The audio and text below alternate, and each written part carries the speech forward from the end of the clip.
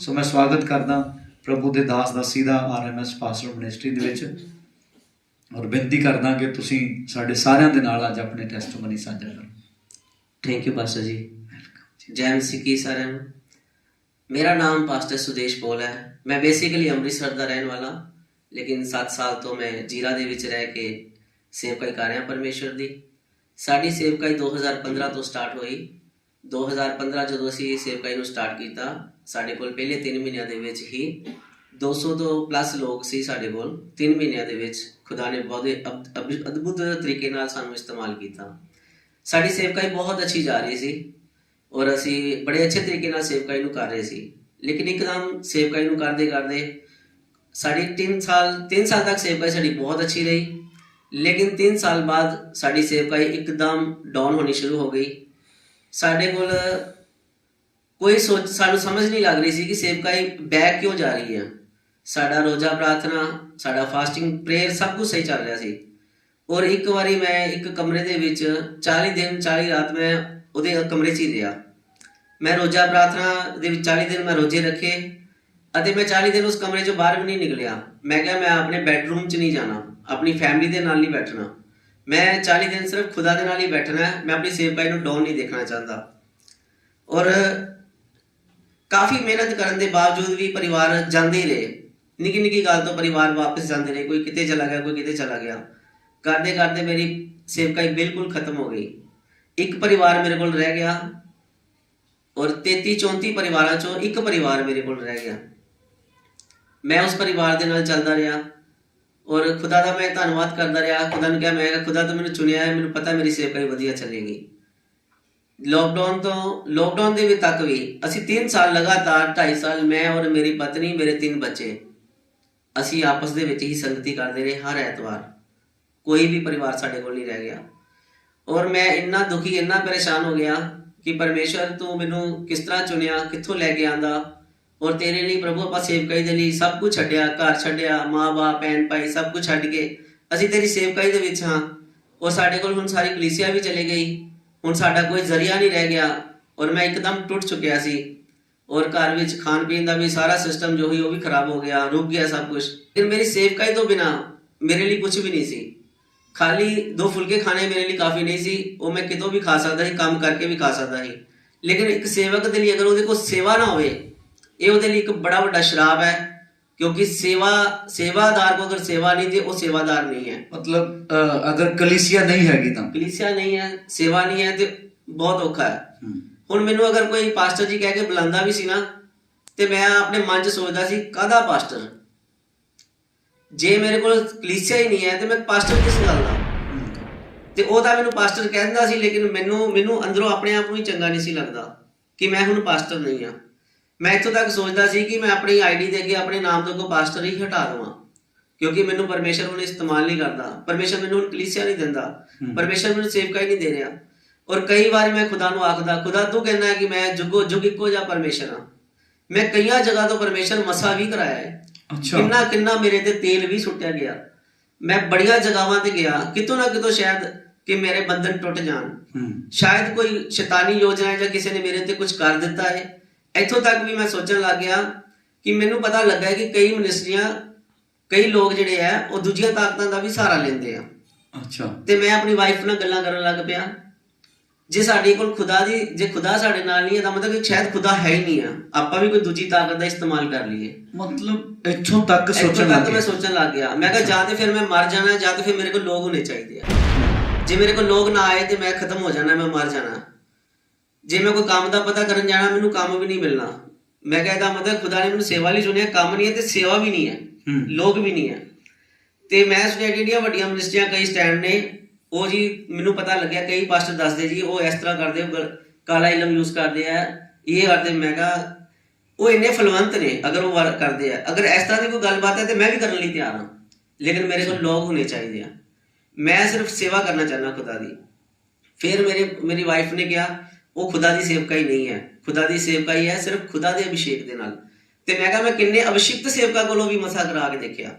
अगर वाकई ही सही मसे दे नाल सेवकाई हुंदी है ते मैं ते सही सेवकां दे कोलों बड़ियां जगहां तो जा के अभिषेक करवाया। मेरी सेवकाई क्यों नहीं शुरू हो रही? ਕਿਉਂ ਮੇਰੇ ਕੋਲ ਕੋਈ ਪਰਿਵਾਰ ਨਹੀਂ ਆ ਰਿਹਾ, ਪਰਿਵਾਰ ਤਾਂ ਕਿਤੇ ਰਹਿ ਗਿਆ, ਇੱਕ ਬੰਦਾ ਤੱਕ ਮੇਰੇ ਕੋਲ ਨਹੀਂ ਆ ਰਿਹਾ। ਅੱਛਾ ਜੀ। ਔਰ ਮੈਂ ਆਪਣੇ ਪਰਿਵਾਰ ਤੋਂ ਇਲਾਵਾ ਇੱਕ ਨਵਾਂ ਚਿਹਰਾ ਵੇਖਣ ਦੇ ਲਈ ਤਰਸ ਗਿਆ ਸੀ ਕਿ ਮੇਰੇ ਨਾਲ ਕੋਈ ਨਵਾਂ ਚਿਹਰਾ ਬੈਠੇ। ਇੱਥੋਂ ਤੱਕ ਸਮਾਂ ਆ ਗਿਆ, ਮੈਂ ਕਿਹਾ ਹੁਣ ਮੈਂ ਬਸ ਆਪਣੇ ਆਪ ਨੂੰ ਖਤਮ ਕਰ ਲੈਣਾ। ਔਰ ਜਦੋਂ ਵੀ ਘਰਦਿਆਂ ਨੇ ਕੋਈ ਗੱਲ ਕਰਨੀ, ਬੱਚਿਆਂ ਨੇ, ਔਰ ਮੈਂ ਇੰਨਾ ਚਿੜਚਿੜਾਪਨ ਹੋ ਗਿਆ ਸੀ, ਮੈਂ ਬਸ ਇੱਕੋ ਗੱਲ ਕਹਿੰਦਾ ਸੀ ਕਿ ਬਸ ਹੁਣ ਮੈਂ ਮਰ ਜਾਣਾ। ਮੈਨੂੰ ਹੁਣ ਇੱਕ ਵੀ ਗੱਲ ਬਰਦਾਸ਼ਤ ਨਹੀਂ ਸੀ ਹੁੰਦੀ। ਯਾਨੀ ਉਸ ਫੇਲਿਅਰ ਨੇ ਇੰਨਾ ਅਸਰ ਤੁਹਾਡੇ ਤੇ ਪਾਇਆ ਸੀਗਾ? ਬਿਲਕੁਲ ਫੇਲ ਹੋ ਗਿਆ ਜੀ, ਬਿਲਕੁਲ। ਮੈਨੂੰ ਤਾਂ ਕੱਪੜਾ ਪਾਣਾ ਵੀ ਭੁੱਲ ਗਿਆ ਸੀ। ਅੱਛਾ। ਇੱਕ ਪਾਸਟਰ ਹੋ ਕੇ ਮੈਂ ਪਹਿਲੇ ਕਿੰਨਾ ਵਧੀਆ ਰਹਿੰਦਾ ਸੀ, ਬਸ ਮੈਂ ਉਹੀ ਇੱਕ ਦੋ ਟੀ-ਸ਼ਰਟਾਂ ਪਾ ਕੇ ਮੈਂ ਫਿਰੀ ਜਾਣਾ, ਕਦੇ ਇੱਧਰ ਕਦੇ ਉੱਧਰ। ਮੈਨੂੰ ਇੰਝ ਲੱਗਦਾ ਸੀ ਜਿਵੇਂ ਮੈਂ ਕੂੜਾ ਚੱਕਣ ਵਾਲਾ ਬੰਦਾ। ਪਾਸਟਰ ਨਹੀਂ ਆ।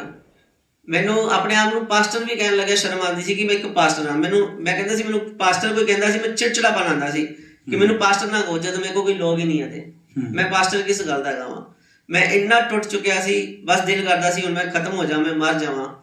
ਤੇ ਮੈਂ ਬਹੁਤ ਦੁਖੀ, ਬਹੁਤ ਪਰੇਸ਼ਾਨ ਸੀ। ਔਰ ਬਹੁਤ ਵੱਡੀ ਵੱਡੀ ਮਿਨਿਸਟਰੀਆਂ ਦੇ ਵਿੱਚ ਮੈਂ ਗਿਆ, ਔਰ ਇੱਕ ਇਹੋ ਜਿਹੀ ਮਿਨਿਸਟਰੀ ਹੈ ਜਿਹਨੂੰ ਸਭ ਜਾਣਦੇ ਆ, ਮੈਂ ਨਾਮ ਨਹੀਂ ਲਵਾਂਗਾ। ਉਹਨਾਂ ਨੇ ਇੱਥੋਂ ਤੱਕ ਕਹਿਤਾ ਜੀ ਤੁਹਾਡਾ ਕੋਈ ਹੱਲ ਨਹੀਂ ਹੋ ਸਕਦਾ। ਅੱਛਾ।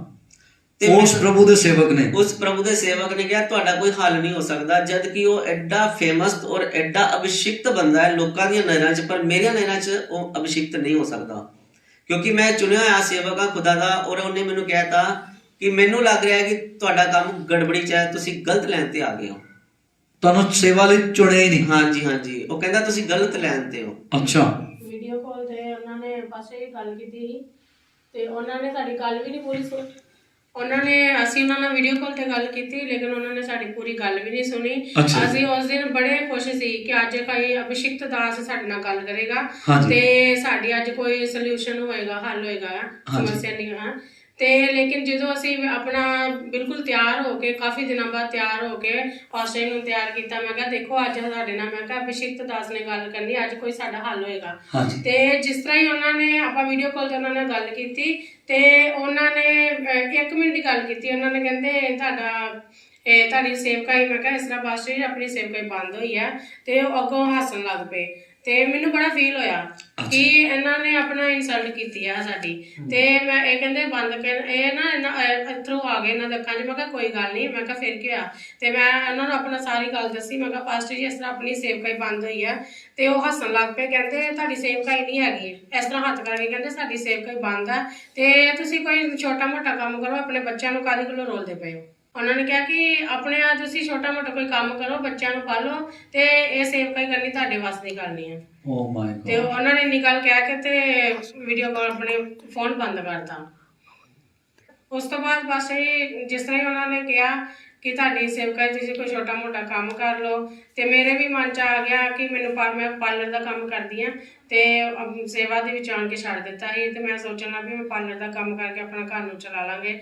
ਇਹ ਕਹਿੰਦੇ ਤੂੰ ਪਾਰਲਰ ਦਾ ਕੰਮ ਕਰੀ, ਤੂੰ ਬੱਚਿਆਂ ਨੂੰ ਪਾਲੀ, ਤੈਨੂੰ ਕੋਈ ਹੁਨਰ ਹੈਗਾ ਤੇ ਮੈਂ ਇਹ ਦੁਨੀਆ ਛੱਡ ਦੇਣੀ ਆ। ਤੇ ਜਦੋਂ ਪਾਸੇ ਜੀ ਸੱਚਮੁੱਚ ਪਰਮੇਸ਼ਰ ਇਸ ਗੱਲ ਦਾ ਗਵਾਹ ਹੈ, ਜਦੋਂ ਇਹ ਬਾਈਕ ਲੈ ਕੇ ਘਰੋਂ ਜਾਂਦੇ ਸੀ ਮੈਨੂੰ ਬੜਾ ਡਾਊਟ ਹੁੰਦਾ ਸੀ ਜਿੰਨੀ ਦੇਰ ਘਰ ਨਹੀਂ ਸੀ ਆਉਂਦੇ। ਮੈਂ ਕਦੀ ਛੱਤ ਤੇ ਚੜ੍ਹ ਕੇ ਦੇਖਣਾ, ਕਦੀ ਮੈਂ ਗਲੀ 'ਚ ਦੇਖਣਾ, ਕਦੀ ਛੱਤ ਤੇ ਦੇਖਣਾ, ਕਦੀ ਫੋਨ ਲਾਣਾ, ਤੁਸੀਂ ਕਿੱਥੇ ਹੋ, ਹਜੇ ਤੱਕ ਆਏ ਨਹੀਂ, ਕਿਹੜੇ ਕੰਮ ਗਏ ਸੀ, ਤੁਹਾਡਾ ਕੰਮ ਹੋਇਆ ਕਿ ਨਹੀਂ। ਤੇ ਮਤਲਬ ਮੈਨੂੰ ਡਾਊਟ ਹੀ ਕੁਛ ਕਾਰਨ ਲੈਣ ਏਦਾਂ ਲੱਗਦਾ ਸੀ ਨਾ ਉਹ ਚਲੇ ਗਏ, ਵਾਪਸ ਹੀ ਨਾ ਆਉਣ। ਏਦਾਂ ਦਾ ਹਾਲਾਤ ਬਣ ਗਏ ਸੀ, ਇਸ ਤਰ੍ਹਾਂ ਦੇ ਹਾਲਾਤ ਬਣ ਗਏ ਹੋਏ ਸੀ। ਤੇ ਮੇਰੇ ਬੱਚਿਆਂ ਨੇ ਵੀ, ਕੋਈ ਵੀ ਉਹਨਾਂ ਨੇ ਚੀਜ਼ ਮੰਗਣੀ, ਉਹਨਾਂ ਨੂੰ ਪਤਾ ਸੀ ਕਿ ਪਾਪਾ ਦਾ ਸੁਭਾਅ ਇਸ ਤਰ੍ਹਾਂ ਦਾ ਹੋ ਗਿਆ। ਉਹਨਾਂ ਨੇ ਮੈਨੂੰ ਕਹਿਣਾ ਮੰਮਾ ਚਾਹੀਦਾ, ਮੈਂ ਕਹਿਣਾ ਚੁੱਪ ਕਰ ਜਾਓ, ਕੁਛ ਨਹੀਂ ਲੈਣਾ, ਤੁਹਾਨੂੰ ਪਤਾ ਨਾ ਆਪਣੀ ਸੇਵਾ ਨਹੀਂ ਹੈਗੀ, ਕੰਮ ਨਹੀਂ ਹੈਗਾ। ਤੇ ਬੱਚਿਆਂ ਨੇ ਵੀ ਕੁਛ ਨਹੀਂ ਉਹਨਾਂ ਨੇ ਬੋਲਣਾ, ਉਹਨਾਂ ਨੇ ਬਸ ਆਪਣਾ ਕੁਛ, ਉਹਨਾਂ ਨੇ ਮੰਗਣਾ ਵੀ ਛੱਡ ਦਿੱਤਾ, ਸਾਰਾ ਕੁਛ ਹੀ। ਉਹਨਾਂ ਨੇ ਕੋਈ ਵੀ ਗੱਲ ਕਰਨੀ, ਮੈਂ ਕਹਿਣਾ ਪਾਪਾ ਨੂੰ ਨਾ ਦੱਸਿਓ, ਜਦੋਂ ਆਪਣੀ ਸੇਵਾ ਚੱਲੇਗੀ ਅਸੀਂ ਉਦੋਂ ਹੀ ਆਪਾਂ ਤੁਹਾਨੂੰ ਸਾਰਾ ਕੁਛ ਲੈ ਕੇ ਦੇਵਾਂਗੇ। ਇਦਾਂ ਦੇ ਹਾਲਾਤ ਸੀਗੇ ਬਣ ਚੁੱਕੇ। ਤੇ ਬਸ ਇਹ ਇੱਕ ਹੋਰ ਹੈ ਕਿ ਜਦੋਂ ਕ੍ਰਿਸਮਸ ਦੀ ਤਿਆਰੀ ਹੁੰਦੀ ਸੀ ਤੇ ਕਾਫੀ ਚਰਚਾਂ ਦੇ ਵਿੱਚ, ਕਲੀਸਿਆ ਦੇ ਵਿੱਚ ਬੜੇ ਨਵੇਂ ਕੱਪੜੇ ਲੈਂਦੇ, ਖਰੀਦਦਾਰੀ ਕਰਦੇ ਸੀ ਸਾਰੇ। ਤੇ ਮੇਰੇ ਬੱਚੇ ਕਹਿੰਦੇ ਹੁੰਦੇ ਸੀ ਮੰਮਾ ਕ੍ਰਿਸਮਸ ਆ ਗਿਆ ਤੇ ਅਸੀਂ ਹੁਣ ਆਪਾਂ ਕੱਪੜੇ ਲੈਣੇ ਨਵੇਂ, ਅਸੀਂ ਵੀ ਆਪਾਂ ਕ੍ਰਿਸਮਸ ਮਨਾਉਣਾ। ਤੇ ਮੈਂ ਕਹਿਣਾ ਕੋਈ ਗੱਲ ਨਹੀਂ ਬੱਚੇ, ਆਪਾਂ ਵੀ ਲੈ ਲਾਂਗੇ ਕੱਪੜੇ ਜਦੋਂ ਸਾਨੂੰ ਕਲੀਸਿਆ ਮਿਲੇਗੀ। ਇਸ ਤਰ੍ਹਾਂ ਕਰਦਿਆਂ ਬਸ ਜਿਸ ਦਿਨ ਕ੍ਰਿਸਮਸ ਹੁੰਦਾ ਸੀ 24 ਤਰੀਕ ਨਾਈਟ ਨੂੰ, ਤੇ ਅਸੀਂ ਬਿਲਕੁਲ ਆਪਣੇ ਦਰਵਾਜ਼ੇ ਬੰਦ, ਬੱਤੀਆਂ ਬੰਦ, ਕੋਈ ਲਾਈਟ ਨਹੀਂ ਔਨ ਕਰਨੀ। ਕਿ ਕਿਸੇ ਨੂੰ ਪਤਾ ਨਾ ਲੱਗੇ ਕਿ ਇਹ ਪਾਸਟਰ ਦਾ ਘਰ ਹੈਗਾ। ਇਦਾਂ ਦੇ ਹਾਲਾਤਾਂ 'ਚ ਲੰਘ ਰਹੇ ਸੀ ਮਿਨਿਸਟਰੀ ਹਾਂਜੀ। ਕਰਦੇ ਹੋਏ। ਅਸੀਂ ਬਿਲਕੁਲ ਆਪਣੀ ਲਾਈਟ ਆਫ ਕਰਕੇ ਤੇ ਬੱਚਿਆਂ ਨੂੰ ਮੈਂ ਸਵੇਰ 7-8 ਵਜੇ ਨਾਲ ਸਵਾ ਦੇਣਾ ਕਿ ਅਗਰ ਇਹ ਜਿਸ ਤਰ੍ਹਾਂ ਫੇਰੀਆਂ ਲੰਘਦੀਆਂ ਨੇ ਤੇ ਢੋਲ ਵੱਜਦੇ ਆ ਤੇ ਬੱਚਿਆਂ ਨੇ ਕਹਿਣਾ ਅਸੀਂ ਵੀ ਤੇ ਪਾਸਟਰ ਆ, ਸਾਡੀ ਢੋਲ ਆਪਾਂ ਕਿਉਂ ਨਹੀਂ ਕਰਦੇ ਪਏ, ਤੇ ਆਪਾਂ ਲਾਈਟ ਵੀ ਆਫ ਕਰ ਦੇਣੀ ਕਿ ਸਾਨੂੰ ਪਤਾ ਨਹੀਂ। ਅਸੀਂ ਕਿੰਨੇ ਦਿਨ ਦਰਵਾਜ਼ੇ ਨਹੀਂ ਸੀ ਖੋਲਦੇ ਹੁੰਦੇ, 8-8 ਦਿਨ 10-10 ਦਿਨ ਅਸੀਂ ਦਰਵਾਜ਼ੇ ਨਹੀਂ ਖੋਲ੍ਹਣਾ। ਤੇ ਪਾਸਟਰ ਜੀ ਕਹਿੰਦੇ ਸੀ ਹੁਣ ਤੇ ਸਾਰਾ ਕੁਝ ਖਤਮ ਹੋ ਗਿਆ ਵਾ, ਮੇਰੇ ਕੋਲ ਹੁਣੇ ਬਰਦਾਸ਼ਤ ਨਹੀਂ ਹੁੰਦਾ, ਮੈਂ ਇਹ ਸਾਰਾ ਕੁਝ ਹੈਂਡਲ ਨਹੀਂ ਕਰ ਸਕਦਾ, ਹੋ ਸਕੇ ਤੇ ਮੈਨੂੰ ਮਾਫ ਕਰੀ ਤੇ ਮੈਂ ਸੁਸਾਈਡ ਕਰ ਲੈਣਾ। ਇਹ ਤੁਹਾਨੂੰ ਇਦਾਂ ਕਹਿੰਦੇ ਹੁੰਦੇ ਸੀ ਪਾਸਟਰ ਹਾਂਜੀ। ਜੀ? ਅੱਛਾ। ਇਹ ਕਹਿੰਦੇ ਸੀ ਕਿ ਮੈਂ ਨਹੀਂ, ਮੇਰੇ ਕੋਲ ਹੁਣ ਬਰਦਾਸ਼ਤ ਨਹੀਂ ਹੁੰਦਾ, ਅਗਰ ਹੋ ਸਕੇ ਤਾਂ ਤੂੰ ਮੈਨੂੰ ਮਾਫ ਕਰੀ ਤੇ ਮੈਂ ਤੇਰਾ ਪੂਰਾ ਸਾਥ ਨਹੀਂ ਨਿਭਾ ਸਕਿਆ। ਅੱਛਾ। ਤੇ ਜਦੋਂ ਇਹਨਾਂ ਨੇ ਇਸ ਤਰ੍ਹਾਂ ਕਹਿਣਾ ਤੇ ਮੈਨੂੰ ਬੜਾ ਫੀਲ ਹੋਣਾ, ਮੈਨੂੰ ਬੜਾ ਦੁੱਖ ਲੱਗਣਾ ਕਿ ਮੈਂ ਬੱਚਿਆਂ ਨੂੰ ਲੈ ਕੇ ਕਿੱਥੇ ਜਾਵਾਂਗੀ ਅਗਰ ਇਹ ਸੱਚਮੁੱਚ ਕੁਛ ਕਰ ਲੈਣਗੇ। ਤੇ ਜਦੋਂ ਹੀ ਇਹ ਬੈਠ ਕੇ ਉੱਪਰ ਫੈਨ ਵੱਲ ਦੇਖਦੇ ਹੁੰਦੇ ਸੀ ਤੇ ਪਲੈਨਿੰਗ ਚੱਲਦੀ ਹੁੰਦੀ ਸੀ ਮਨ ਦੇ ਵਿੱਚ ਕਿ ਮੈਂ ਸੁਸਾਈਡ ਕਰਾਂਗਾ, ਮੈਂ ਇਸ ਤਰ੍ਹਾਂ ਆਪਣੇ ਰੱਸੀ ਪਾਵਾਂਗਾ, ਇਸ ਤਰ੍ਹਾਂ ਰੱਖਾਂਗਾ ਟੇਬਲ ਤੇ ਕੇਵਲ ਚੇਅਰ ਰੱਖ ਕੇ ਇਹਨਾਂ ਨੇ 4-4 ਚੇਅਰ ਰੱਖ ਕੇ ਤੇ ਇਸ ਤਰ੍ਹਾਂ ਆਪਣਾ ਚੇਅਰ ਰੱਖ ਕੇ ਬੈੱਡ ਦੇ ਉੱਪਰ ਤੇ ਦੇਖਣਾ ਮੈਂ ਪੱਖੇ ਤੱਕ ਮੇਰਾ ਹੱਥ ਪਹੁੰਚ ਜਾਏਗਾ ਤੇ ਮੈਂ ਕਹਿੰਦਾ ਤੁਸੀਂ ਪੱਖੇ ਵੱਲ ਕੀ ਕਰਨਾ, ਤੁਸੀਂ ਪੱਖੇ ਨੂੰ ਸਫਾਈ ਤੇ ਮੈਂ ਕਰਨੀ, ਤੁਸੀਂ ਕੀ ਕਰਨਾ। ਤੇ ਫਿਰ ਮੈਨੂੰ ਜਦੋਂ ਮੇਰੇ ਮਨ ਚ ਆਇਆ ਕਿ ਇਹਨਾਂ ਨੇ ਸੱਚਮੁੱਚ ਸੁਸਾਈਡ ਕਰਨਾ ਵਾ ਤੇ ਮੈਂ ਇਹਨਾਂ ਨੂੰ 1 ਮਿੰਟ ਵੀ ਇਕੱਲਿਆਂ ਨਹੀਂ ਛੱਡਦੀ। ਅੱਛਾ ਜੀ। ਅਗਰ ਮੈਂ ਬਾਜ਼ਾਰ ਜਾਣਾ ਤੇ ਮੈਂ ਆਪਣੇ ਬੱਚਿਆਂ ਨੂੰ ਘਰ ਰੱਖਣਾ, ਅਗਰ ਬੱਚਿਆਂ ਨੇ ਸਕੂਲ ਜਾਣਾ ਤੇ ਮੈਂ ਕਿਤੇ ਬਾਜ਼ਾਰ ਵੀ ਨਹੀਂ ਜਾਣਾ, ਮੈਂ ਬਿਲਕੁਲ ਘਰ ਇਹਨਾਂ ਨੂੰ ਬਿਲਕੁਲ ਪਾਸੇ ਨੂੰ ਘਰ ਇਕੱਲਿਆਂ ਨਹੀਂ ਛੱਡਦੀ। ਯਾਨੀ ਇੱਕ ਹਾਂ ਮਨ 'ਚ ਡਰ ਸੀਗਾ ਕਿਤੇ ਇਹ ਨਾ ਹੋਵੇ ਕੁਝ ਕਰ ਲੈਣ ਜਿੱਦਾਂ ਨੇ ਸੁਸਾਈਡ ਦੀ ਤਿਆਰੀ। ਤੇ ਬਸ ਜਦੋਂ ਮੈਂ ਖਾਣਾ ਜਦੋਂ ਮੈਂ ਘਰ ਮਤਲਬ ਕਿ ਇਹ ਕਿਚਨ ਦੇ ਵਿੱਚ ਹੁੰਦੇ ਸੀ ਕੋਈ ਆਪਣਾ ਚਾਹ ਵਗੈਰਾ ਬਣਾਉਣਾ ਤੇ ਮੈਂ ਮੇਰਾ ਜਿਹੜਾ ਚਾਕੂ ਲੱਗੇ ਹੁੰਦੇ ਨਾ ਮੇਰਾ ਧਿਆਨ ਉਹਨਾਂ ਚਾਕੂ ਮੈਂ ਪਹਿਲਾਂ ਇਹਨਾਂ ਦੇ ਕਿਚਨ 'ਚ ਵੜਨ ਤੋਂ ਪਹਿਲਾਂ ਹੀ ਸਾਈਡ ਤੇ ਕਰ ਦਿੰਦੀ ਹੁੰਦੀ ਸੀ। ਓ ਮਾਈ ਗॉड। ਅੱਛਾ। ਹਾਂਜੀ।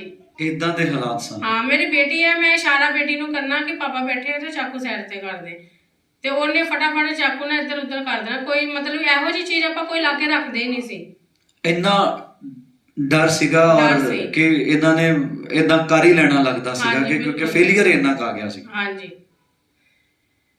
ਤੇ ਆਪਣੀ ਤੇ ਉਮੀਦ ਬਿਲਕੁਲ ਹੀ ਖਤਮ ਹੋ ਚੁੱਕੀ ਸੀ ਤੇ ਮੈਂ ਤੇ ਇਹ ਸੋਚਦੀ ਸੀ ਕਿ ਹੁਣ ਸਾਡੇ ਕੋਲ ਕੰਮ ਵੀ ਦੁਨਿਆਵੀ ਕੰਮ ਵੀ ਨਹੀਂ ਹੈ, ਸੇਵਕਾਈ ਵੀ ਨਹੀਂ ਹੈ, ਨਾਲੇ ਸਾਡੇ ਰਿਸ਼ਤੇਦਾਰ ਵੀ ਨਹੀਂ ਹੈ, ਸਾਡੀ ਐਡੀ ਵੱਡੀ ਲਾਈਫ ਹੈ ਤੇ ਸਾਡਾ ਕੀ ਬਣੇਗਾ ਤੇ ਬੱਚਿਆਂ ਦਾ ਕੀ ਗਾਂ ਬਣੇਗਾ।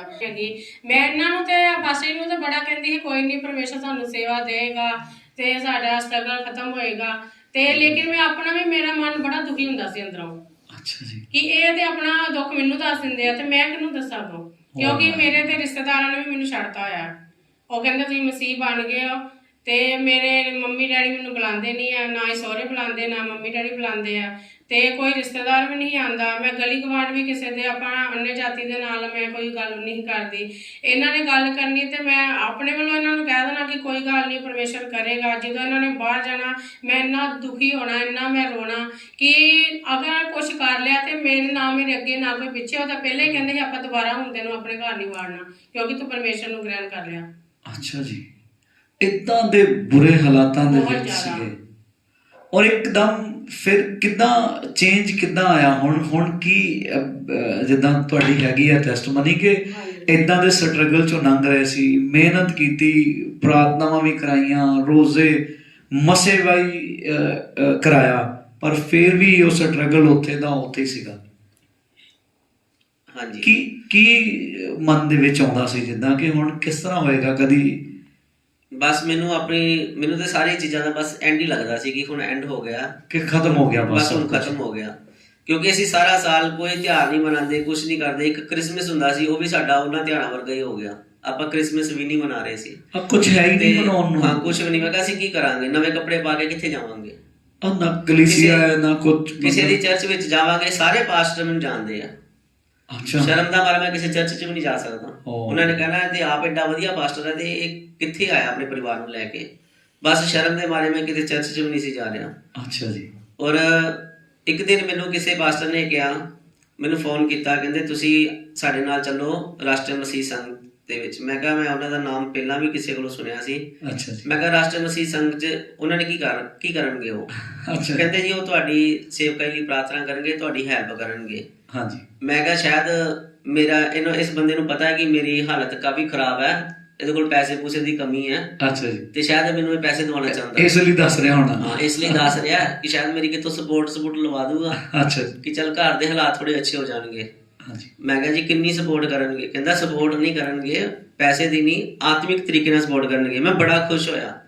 ਮੈਂ ਕਿਹਾ ਆਤਮਿਕ ਸਪੋਰਟ ਕਰਨ ਵਾਲੇ ਬੰਦੇ ਤਾਂ ਜ਼ਰੂਰਤ ਹੈ, ਇੱਕ ਚਾਹੀਦੀ ਉਮੀਦ ਜਾਗੀ। ਹਾਂ, ਪਰ ਮੈਂ ਕਿਹਾ ਯਾਰ ਆਤਮਿਕ ਬੰਦਿਆਂ ਨੂੰ ਮੈਂ ਬਹੁਤ ਮਿਲ ਚੁੱਕਿਆ, ਬੜੇ ਬੜੇ ਅਭਿਸ਼ਿਕਤ ਬੰਦੇ, ਕੇਰਲਾ ਵਾਲੇ, ਇੱਧਰ ਵਾਲੇ, ਉੱਧਰ ਵਾਲੇ, ਜਿੱਥੇ ਮੈਨੂੰ ਨਜ਼ਰ ਆਉਂਦੇ ਮੈਂ ਉੱਥੇ ਜਾ ਕੇ ਮੈਂ ਪ੍ਰਾਰਥਨਾ ਕਰਾਨਾ, ਅਭਿਸ਼ੇਕ ਕਰਵਾਨਾ। ਲੇਕਿਨ ਮੈਂ ਕਿਹਾ ਨਹੀਂ, ਹੁਣ ਨਹੀਂ, ਗੱਲ ਨਹੀਂ ਬਣਦੀ। ਅੱਛਾ ਜੀ, ਕਹਿੰਦੇ ਇੱਕ ਵਾਰੀ, ਮੈਂ ਕਿਹਾ ਨਹੀਂ, ਫਿਰ ਮੈਂ ਮਨਾ ਕਰਤਾ ਉਹਨਾਂ ਨੂੰ, ਨਹੀਂ ਮੈਂ ਨਹੀਂ ਗਿਆ। ਫਿਰ 2 ਮਹੀਨੇ ਬਾਅਦ ਪਾਸਟਰ ਨਿਰਮਲ ਜੀ ਦੇ ਘਰ ਮੈਂ ਅਚਾਨਕ ਹੀ ਗਿਆ ਤੇ ਉਹ ਘਰ ਨਹੀਂ ਮਿਲੇ। ਉਹਨਾਂ ਨੂੰ ਪਤਾ ਲੱਗਾ ਮੈਂ ਆਇਆ ਸੀ, ਉਹ ਮੇਰੇ ਘਰ ਆ ਗਏ ਅਗਲੇ ਦਿਨ ਹੀ। ਅੱਛਾ ਜੀ, ਮੈਨੂੰ ਕਹਿੰਦੇ ਜੀ ਤੁਸੀਂ ਆਏ ਸੀ? ਮੈਂ ਕਿਹਾ ਜੀ ਮੈਂ ਵੈਸੇ ਹੀ ਆਇਆ ਸੀ। ਕਹਿੰਦੇ ਜੀ ਆਏ ਸੀ ਤੇ ਮੈਂ ਤੁਹਾਨੂੰ ਇੱਕ ਗੱਲ ਦੱਸਦਾ। ਮੈਂ ਕੀ? ਕਹਿੰਦੇ ਤੁਸੀਂ ਨਾ ਪਾਸਟਰ ਫੈਰਸ ਮਸੀਹ ਦਾ ਨਾਮ ਸੁਣਿਆ? ਮੈਂ ਕਿਹਾ ਨਹੀਂ, ਮੈਂ ਨਹੀਂ ਸੁਣਿਆ ਉਹਨਾਂ ਦਾ ਨਾਮ ਕਦੇ ਵੀ। ਅੱਛਾ ਜੀ, ਕਹਿੰਦੇ ਜੀ ਉਹ ਬੜੇ ਫੇਮਸ ਪਾਸਟਰ ਹੈ।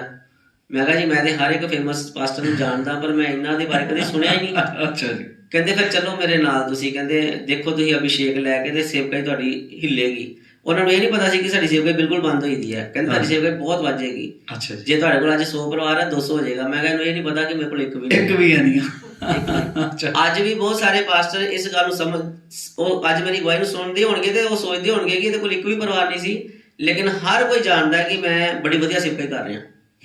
ਸਾਰਿਆਂ ਦੀਆਂ ਨਜ਼ਰਾਂ 'ਚ ਇਹੋ ਹੀ ਹੈ ਕਿ ਮੇਰੀ ਸੇਵਕਾਈ ਬਹੁਤ ਵਧੀਆ ਹੈ, ਲੇਕਿਨ ਇਹ ਮੈਨੂੰ ਪਤਾ ਕਿ ਮੇਰੀ ਸੇਵਕਾਈ ਜਿਹੜੀ ਹੈ 2.5-3 ਸਾਲ ਤੋਂ ਡੈਡ ਹੋ ਚੁੱਕੀ ਹੋਈ ਸੀ, ਬਿਲਕੁਲ ਖਤਮ ਹੋ ਚੁੱਕੀ ਹੋਈ ਸੀ। ਮੈਂ ਆਪਣੀ ਵਾਈਫ ਨੂੰ ਬਾਈਕ ਤੇ ਲਿਆ।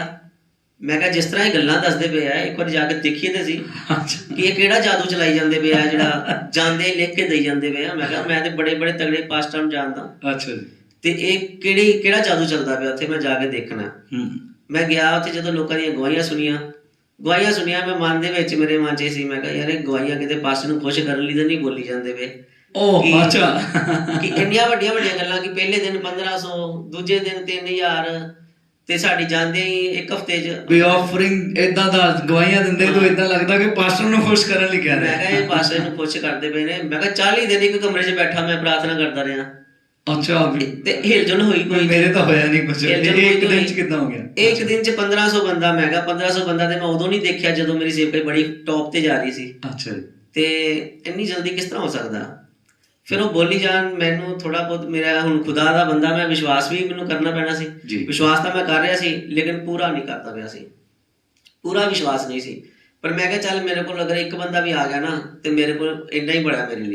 ਅਗਰ ਇੱਕ ਵੀ ਆ ਗਿਆ, ਇੱਕ ਵੀ ਆ ਜਾਏ, ਕੋਈ ਤਾਂ ਚੱਲ ਆਵੇ ਮੇਰੇ ਕੋਲ। ਅੱਛਾ, ਮੈਂ ਅਭਿਸ਼ੇਕ ਜਦੋਂ ਮੇਰਾ ਹੋਇਆ, ਔਰ ਮੈਂ ਇੱਕ ਸੱਚਾਈ ਦੱਸਣ ਲਗਾ, ਮੈਂ ਇਸ ਗੱਲ ਤੇ ਬਿਲਕੁਲ ਬਿਲੀਵ ਨਹੀਂ ਕਰਦਾ ਕਿਸੇ ਤੇ ਹੱਥ ਰੱਖੇ ਤੇ ਉਹ ਡਿੱਗ ਜਾਵੇ।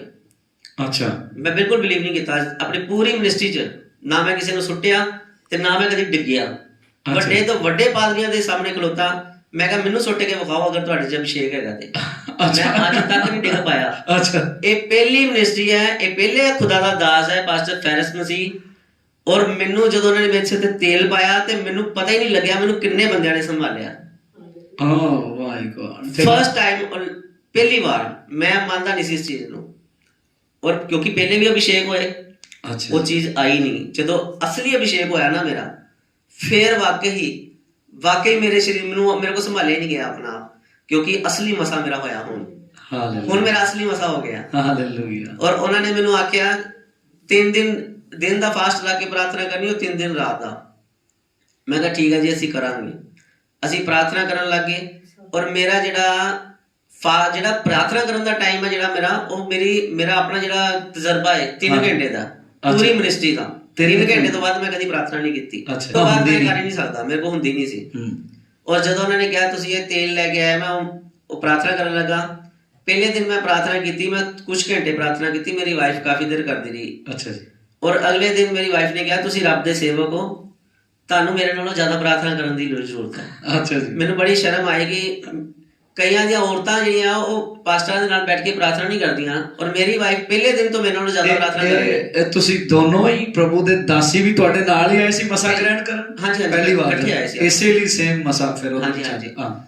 ਤੇ ਮੈਂ ਨਾ ਆਪਣੇ ਸਿਰ 'ਚ ਤੇਲ ਪਾ ਲਿਆ। ਮੈਂ ਕਿਹਾ ਪਾਸ਼ੇ ਨੇ ਤੇਲ ਪਾਇਆ ਸੀ ਮੇਰੇ ਸਿਰ 'ਚ, ਮੈਂ ਇਹੀ ਪਾ ਕੇ ਸਿਰ ਤੇ ਮੈਂ ਬੈਠਣਾ, ਪ੍ਰਾਰਥਨਾ ਕਰਨੀ ਹੈ। ਜਦੋਂ ਮੈਂ ਤੇਲ ਸਿਰ 'ਚ ਪਾ ਕੇ ਪ੍ਰਾਰਥਨਾ ਕਰਨ ਲਈ ਬੈਠਾ, ਮੈਂ ਰਾਤੀ 11 ਵਜੇ ਬੈਠਾ ਪ੍ਰਾਰਥਨਾ ਕਰਨ। 10 ਵਜੇ ਗਿਆ ਸੀ ਉਹ ਜਿਹੜਾ ਮਸਾ ਕੀਤਾ ਹੋਇਆ ਆਇਲ ਪਰਮੇਸ਼ਰ ਦੇ ਦਾਸ ਦਿੰਦੇ ਆ, ਹਾਂਜੀ ਤੁਹਾਨੂੰ ਦਿੱਤਾ, ਉਹ ਸਿਰ 'ਚ ਲਗਾਇਆ। ਹਾਂਜੀ ਮੈਂ 10 ਵਜੇ ਤੱਕ ਗਿਆ ਸੀ, ਉਹਨਾਂ ਨੇ 10 ਵਜੇ ਤੋਂ ਸਵੇਰੇ 6 ਵਜੇ ਤੱਕ ਪ੍ਰਾਰਥਨਾ ਕਰਨੀ ਹੈ। ਅੱਛਾ ਜੀ। ਮੈਂ ਸੁੱਤਾ ਹੋਇਆ ਸੀ, ਇਹਨਾਂ ਨੇ ਉਠਾਇਆ, ਕਹਿੰਦੇ ਤੁਹਾਨੂੰ ਪਤਾ ਨਹੀਂ ਪਾਸ਼ਾ ਨੇ ਕੀ ਕਿਹਾ? ਮੈਂ ਕਿਹਾ ਜੀ ਹਾਂ ਪਤਾ ਤੇ ਹੈਗਾ, ਲੇਕਿਨ ਮੇਰੇ ਕੋ ਉੱਠਿਆ ਨਹੀਂ ਜਾਣਾ ਇੰਨਾ। ਅੱਛਾ ਜੀ। ਤੂੰ ਕਰੀ ਜਾ ਪ੍ਰਾਰਥਨਾ, ਮੈਂ 2 ਵਜੇ ਨਾਲ ਬਹਿ ਜਾਗਾ ਤੇਰੇ। ਕਹਿੰਦੇ ਨਹੀਂ ਨਹੀਂ ਆਪਾਂ ਹੁਣ ਢਿੱਲ ਨਹੀਂ ਪਾਣੀ।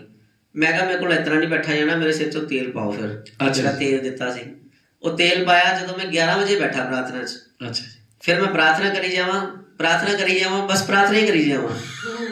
ਹਾਲੇਲੂਇਆ। ਅੱਛਾ, ਇਹ 3 ਵਾਰੀ ਸੁੱਤੇ ਤੇ 3 ਵਾਰੀ ਉੱਠੇ ਮੇਰੇ ਨਾਲ ਪ੍ਰਾਰਥਨਾ ਕਰਨ ਲਈ। ਔਰ ਬੇਟਾ ਸਾਰੀ ਰਾਤ ਮੈਨੂੰ ਦੇਖਦਾ ਰਿਹਾ, ਜਦੋਂ ਦੀ ਅੱਖ ਖੁੱਲੀ ਸਵੇਰੇ ਕਹਿੰਦਾ ਪਾਪਾ ਤੁਸੀਂ ਰਾਤ ਸਾਰੀ ਬੋਲ ਬੋਲ ਕੇ ਥੱਕੇ ਹੀ ਨਹੀਂ। ਤੇ ਸਵੇਰੇ 6 ਵਜੇ ਆਮੀਨ ਕਰਕੇ ਮੈਂ ਕਿਹਾ 2 ਕੱਪ ਚਾਹ ਬਣਾਈ, ਤੂੰ ਆਪਣੇ ਲਈ ਇੱਕ ਮੇਰੇ ਲਈ। ਵਾਹ। 11 ਵਜੇ ਬੈਠਾ, ਸਵੇਰੇ 6 ਵਜੇ ਆਮੀਨ ਕੀਤੀ ਮੈਂ। ਔਰ 7 ਘੰਟੇ ਮੈਂ ਪ੍ਰਾਰਥਨਾ ਕੀਤੀ। ਜਦੋਂ ਪਹਿਲੀ ਵਾਰ ਮੈਨੂੰ ਆਪਣੇ ਆਪ ਤੇ ਖੁਦ ਯਕੀਨ ਨਹੀਂ ਹੋ ਰਿਹਾ ਸੀ ਕਿ ਮੈਂ 7 ਘੰਟੇ ਬੈਠਾ ਰਿਹਾ ਤੇ ਥੱਕਿਆ ਵੀ ਨਹੀਂ। ਹਾਲੇਲੂਇਆ। ਔਰ ਮੇਰੇ ਅੰਦਰ ਇਹੋ ਜਿਹਾ ਜੋਸ਼ ਸੀ, ਮੇਰਾ ਦਿਲ ਕਰਦਾ ਸੀ ਮੈਂ ਚਾਹ ਪੀ ਕੇ ਫਿਰ ਬਹਿ ਜਾ। ਵਾਹ। ਮਹਾਅਭਿਸ਼ੇਕ ਜਿਹੜਾ ਪਾਸਟਰ ਫੈਰਸ ਮਸੀਹ ਦੇ ਦੁਆਰਾ ਮੇਰੇ ਤੱਕ ਆ ਚੁੱਕਿਆ ਹੈ। ਇੰਨਾ ਸਟਰਗਲ ਵੀ ਤੁਸੀਂ ਚੱਲਿਆ, ਫੇਲੀਅਰ ਸੀਗਾ ਸਾਰਾ, ਔਰ ਉਸ ਤੋਂ ਬਾਅਦ ਜਦੋਂ ਹੁਣ ਮਹਾਅਭਿਸ਼ੇਕ ਲੈ ਕੇ ਤੁਸੀਂ ਪਰਮੇਸ਼ਵਰ ਦਾ ਕੰਮ ਕਰ ਰਹੇ ਆ, ਉਸ ਅਭਿਸ਼ੇਕ ਨੇ ਫਿਰ ਕੀ ਬਦਲਾਵ ਕੀਤੇ ਅਸੀਂ ਸਾਂਝਾ ਕਰਾਂਗੇ ਸਾਰਿਆਂ ਦੇ ਨਾਲ। ਹਾਂਜੀ 31 ਦਿਨ ਇਹਦਾ ਬਹੁਤ ਜ਼ਿਆਦਾ ਹੋ ਗਿਆ ਸਮਾਂ। ਇਹ ਬੜੀ ਦੇਰ ਪਹਿਲੇ ਦੀ ਖੁਦਾ ਨੇ ਸਾਡੇ ਤੇ ਆਸ਼ੀਸ਼ ਕਰ ਦਿੱਤੀ ਦੀ ਹੈ। ਅੱਛਾ ਜੀ। ਜਦੋਂ ਅਸੀਂ ਪਾਸੇ ਨੇ ਕਿਹਾ ਸੀ ਤੁਸੀਂ ਇੱਕ ਹਫਤੇ ਬਾਅਦ ਪਾਸੇ ਨੇ ਕਿਹਾ ਸੀ 1 ਹਫਤਾ ਤੁਸੀਂ ਕਿਸੇ ਵੱਲ ਵਿਜ਼ਿਟ ਨਹੀਂ ਕਰਨੀ। ਮੈਂ ਕਿਹਾ ਸਾਡੇ ਕੋਲ ਹੈ ਕੋਈ ਨਹੀਂ, ਵਿਜ਼ਿਟ ਕਿੱਥੇ ਕਰਨੀ ਹੈ। ਅੱਛਾ ਜੀ। ਜਦੋਂ ਕੋਈ ਹੈ ਹੀ ਨਹੀਂ ਵਿਜ਼ਿਟ ਕਰਨ ਲਈ ਤਾਂ ਜਾਣਾ ਕਿੱਥੇ ਅਸੀਂ ਤਾਂ ਸਾਡੇ ਕੋਲ ਹੈ ਹੀ ਕੱਖ ਨਹੀਂ ਹੈ। ਹਾਂਜੀ। ਹੋਰ ਕਿਸੇ ਨੂੰ ਬੁਲਾਉਂਦੇ ਨਹੀਂ, ਕਲੀਸਿਆ ਹੈ ਹੀ ਨਹੀਂ ਤੇ ਜਾਣਾ ਕਿੱਥੇ ਆਪਾਂ ਜੀ। ਵਿਜ਼ਿਟ ਘਰੇ ਹੀ ਕਰਨੀ ਆਪਾਂ। 1 ਹਫਤਾ ਪ੍ਰਾਰਥਨਾ ਕੀਤੀ। 8ਵੇਂ ਦਿਨ ਇੱਕ ਔਰਤ ਆਈ। ਅੱਛਾ ਜੀ। ਰਾਜਸਥਾਨ ਦੀ ਔਰਤ ਸੀ। ਉਹ ਘਰ ਆਈ, ਕਹਿੰਦੀ ਮੇਰੇ ਲਈ ਪ੍ਰਾਰਥਨਾ ਕਰੋ, ਮੇਰੇ ਘਰ ਦੇ ਵਿੱਚ ਇਸ ਤਰ੍ਹਾਂ ਬੜਾ ਕੁਝ ਦੱਸਿਆ ਉਹਨੇ। ਮੈਂ ਕਿਹਾ ਇਹਨੂੰ ਕਿਹਨੇ ਦੱਸਿਆ ਮੇਰੇ ਘਰ ਦੇ ਬਾਰੇ? ਅੱਛਾ। ਮੈਂ ਉਹਦੇ ਲਈ ਪ੍ਰਾਰਥਨਾ ਕੀਤੀ ਔਰ ਮੈਂ ਸੋਚਿਆ, ਮੈਂ ਕਿਹਾ ਚਲੋ ਇੱਕ ਨਵਾਂ ਚਿਹਰਾ ਨਜ਼ਰ ਆਇਆ ਮੈਨੂੰ। ਔਰ ਜਾਂਦੀ ਬਾਕੀ ਉਹ 50 ਰੁਪਏ ਚੰਦਾ ਵੀ ਦੇ ਕੇ ਗਈ। ਇੰਨੇ ਚਿਰ ਤੋਂ ਤਰਸਦੇ ਪਏ ਸੀ ਇੱਕ ਨਵਾਂ ਚਿਹਰਾ ਦੇਖਣ ਤੋਂ, ਇੱਕ ਸਾਡਾ ਸੇਵਕਾਈ ਦਾ ਪੈਸਾ ਦੇਖਣ ਤੋਂ। ਖੁਦਾ ਨੇ ਬੜਾ ਅੱਛਾ ਕੀਤਾ। ਉਸ ਤੋਂ ਬਾਅਦ ਮੈਂ ਚਲਾ ਗਿਆ। ਮੈਂ ਕਿਹਾ ਹੁਣ ਪਾਸਟਰ ਨੇ ਕਿਹਾ ਸੀ ਵਿਜ਼ਿਟ ਕਰਨੀ ਹੈ, ਹੁਣ ਮੈਂ ਵਿਜ਼ਿਟ ਕਿੱਥੇ ਕਰਾਂ? ਮੈਂ ਕਿਹਾ ਮੈਂ ਵਿਜ਼ਿਟ ਕਰਨੀ ਆ, ਪਾਸਟਰ ਨੇ ਕਿਹਾ ਸੀ ਵਿਜ਼ਿਟ ਕਰਨੀ ਹੈ। ਮੈਂ ਇੱਕ ਪਿੰਡ ਵਿੱਚ ਗਿਆ। ਮੈਂ ਕਿਹਾ ਜੀ ਇੱਥੇ ਕੋਈ ਮਸੀਹ ਬੰਦਾ ਰਹਿੰਦਾ? ਉਸ ਮਸੀਹ ਪਰਿਵਾਰ ਵੱਲ ਗਿਆ। ਮੈਂ ਕਿਹਾ ਜੀ ਮੈਂ ਇੱਥੇ ਸੇਵਾ ਕਰਨਾ ਚਾਹੁੰਦਾ ਤੁਹਾਡੇ ਪਿੰਡ 'ਚ। ਕਹਿੰਦੇ ਸਾਡੇ ਪਿੰਡ 'ਚ ਕੋਈ ਪਾਸਟਰ ਨਹੀਂ ਆਉਂਦਾ ਤੇ ਤੁਸੀਂ ਏਦਾਂ ਕਰੋ, ਸਾਡੇ ਪਿੰਡ 'ਚ ਸੰਗਤੀ ਸ਼ੁਰੂ ਕਰੋ। ਉਸ ਪਿੰਡ ਦੇ ਵਿੱਚ ਮੈਨੂੰ ਪਹਿਲੇ ਦਿਨ ਹੀ 8 ਪਰਿਵਾਰ ਮਿਲੇ। ਹਾਲੇਲੂਇਆ। 1 ਹਫ਼ਤੇ ਬਾਅਦ ਹੀ ਇਸ ਮਸਾ ਨੂੰ ਗ੍ਰਹਿਣ ਕਰਕੇ 1 ਹਫ਼ਤੇ ਬਾਅਦ ਹੀ। ਹਾਂਜੀ। ਔਰ ਉਸ ਪਿੰਡ 'ਚ ਮੈਂ ਪਹਿਲਾਂ ਵੀ ਜਾ ਚੁੱਕਿਆ ਔਰ ਉਹਨਾਂ ਦੇ ਮੈਂ ਬੜੇ ਤਰਲੇ ਕੱਢ ਚੁੱਕਿਆ। ਅੱਛਾ ਜੀ। ਕਿ ਮੈਨੂੰ ਤੁਸੀਂ ਇੱਥੇ ਸੇਵਾ ਕਰਨ ਦਾ ਮੌਕਾ ਦਿਓ। ਕੋਈ ਕਹਿੰਦਾ ਸੀ ਨਹੀਂ, ਜੇ ਸਾਡਾ ਕੋਈ ਅਸੀਂ ਉੱਧਰ ਜਾਂਦੇ ਹਾਂ, ਕੋਈ ਉੱਧਰ ਜਾਂਦੇ ਹਾਂ, ਕੋਈ ਸਾਡੇ ਕੋਲ ਆਉਂਦਾ। ਲੇਕਿਨ ਉਸ ਦਿਨ ਉਹਨਾਂ ਨੇ ਕਿਹਾ ਸਾਨੂੰ ਜ਼ਰੂਰਤ ਹੈ ਤੁਸੀਂ ਸਾਡੇ ਕੋਲ ਆਓ। ਔਰ 1 ਦਿਨ 'ਚ 8 ਪਰਿਵਾਰ ਮਿਲੇ। ਅੱਜ ਅਸੀਂ ਉੱਥੇ ਹੀ ਚਰਚ ਲਗਾ ਰਹੇ ਹਾਂ। ਅੱਛਾ ਜੀ। ਅਤੇ 1 ਹਫ਼ਤੇ 'ਚ ਅਸੀਂ 2 ਸੰਗਤੀਆਂ ਕਰ ਰਹੇ ਹਾਂ। ਉਸ ਤੋਂ ਬਾਅਦ ਸਾਨੂੰ ਮੁਕਤਸਰ ਦੇ ਵਿੱਚ ਸਾਡੇ ਲਈ ਸੇਵਕਾਈ ਦਾ ਰਸਤਾ ਖੁੱਲਿਆ ਹੈ। ਅਸੀਂ ਪਰਸੋਂ ਬੰਦਗੀ ਕਰਕੇ ਆਏ ਹਾਂ। ਅਸੀਂ 1 ਪਰਿਵਾਰ ਵੱਲ ਗਏ ਸੀ, ਉੱਥੇ ਸਾਨੂੰ 4 ਪਰਿਵਾਰ ਮਿਲੇ ਆ। ਉਹ ਕਹਿੰਦੇ ਨਰਮੇ ਨੂੰ ਜਾ ਰਹੇ ਨੇ ਬਾਕੀ ਸਾਰੇ ਪਰਿਵਾਰ। ਤੁਸੀਂ ਇਸੇ ਹਫ਼ਤੇ 1 ਬੰਦਗੀ ਹੋਰ ਰੱਖੋ, ਤੁਹਾਨੂੰ ਆਪਾਂ 50 ਤੋਂ 60 ਬੰਦੇ ਤੁਹਾਡੇ ਸਾਹਮਣੇ ਬਿਠਾਵਾਂਗੇ। ਹਾਲੇਲੂਇਆ। ਇਹ ਸਭ ਨਵੇਂ ਹੀ ਹੈ। ਇਹ ਪਹਿਲਾਂ ਸਾਡੇ ਕੋਲ ਕਦੀ ਸੰਗਤ 'ਚ ਨਹੀਂ ਆਏ। ਅੱਛਾ ਜੀ। ਇਹ ਸਭ ਨਵੇਂ। ਤੁਸੀਂ ਇੱਕ ਬੰਦੇ ਨੂੰ ਵੀ ਤਰਸਦੇ ਸੀ, ਇੱਕ ਬੱਚੇ ਨੂੰ ਵੀ ਤਰਸਦੇ ਸੀ ਕਿ ਕੋਈ ਆ ਕੇ ਬੈਠ ਜਾਏ। ਅੱਜ ਕਿੰਨੇ ਲੋਕ ਆ ਤੁਹਾਡੇ ਕੋਲ?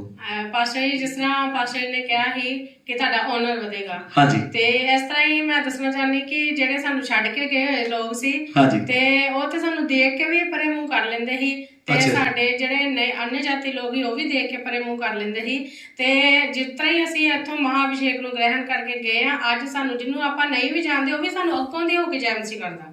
ਹਾਲੇਲੂਇਆ। ਸਾਡੇ ਅੱਗੋਂ ਦੀ ਹੋ ਕੇ ਜੈਮਸੀ ਕਰਦਾ। ਤੇ ਜਿਹੜੇ ਆਸ-ਪਾਸ ਲੰਘਦੇ ਹੁੰਦੇ ਲੋਕੀ ਉਹਨਾਂ ਨੂੰ ਪਤਾ ਲੱਗਦਾ ਕਿ ਪਾਸਟਰ ਆ ਤੇ ਇਹਨਾਂ ਨੂੰ ਜੈਮਸੀ ਕੀਤੀ ਹੈ। ਪਹਿਲਾਂ ਕੋਈ ਨਹੀਂ ਏਦਾਂ ਕਰਦਾ। ਪਹਿਲੇ ਦੂਰੋਂ ਵੇਖ ਕੇ ਮੂੰਹ ਥੱਲੇ ਕਰ ਲੈਂਦੇ ਸੀ।